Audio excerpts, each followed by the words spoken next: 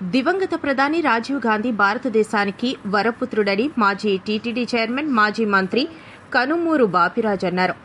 రాజీవ్ గాంధీ 35వ వర్ధంతి పశ్చిమ గోదావరి జిల్లా భీమవరం కాంగ్రెస్ కార్యాలయం వద్ద ఘనంగా జరిగింది.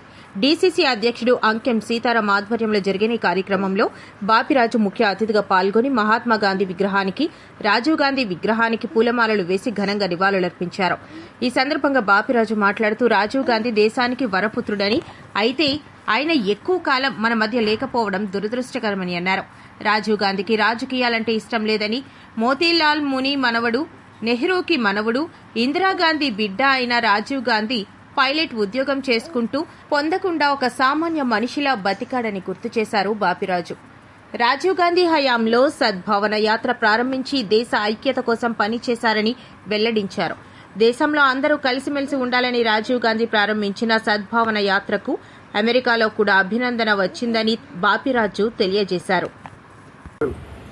అంటే ముని మనవడు, నెహ్రూ గారి మనవడు, ఇందిరాగాంధీ బిడ్డ అటువంటి కుటుంబంలో పుట్టి ఒక పైలట్గా తన ఉద్యోగం చేసుకుంటూ ఏ రకమైనటువంటి రాజకీయంగా ఉన్నటువంటి బెనిఫిట్ పొందకుండా సామాన్యమైన మనిషిగా జీవితం గడిపేసిన గొప్ప వ్యక్తి. దురదృష్టం దగ్గర సద్భావన యాత్ర రాజీవ్ గాంధీ గారు ప్రారంభించారు. దాంట్లో ముఖ్యమంత్రి చెన్నారెడ్డి గారితో పాటు నేను రాజీవ్ గాంధీ గారితో కార్యక్రమంలో పాల్గొన్నటువంటి వ్యక్తిని.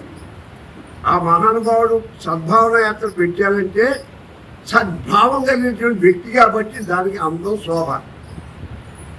సద్భావం లేని వాడు ఏ కార్యక్రమం పెట్టినా లాభం లేదు.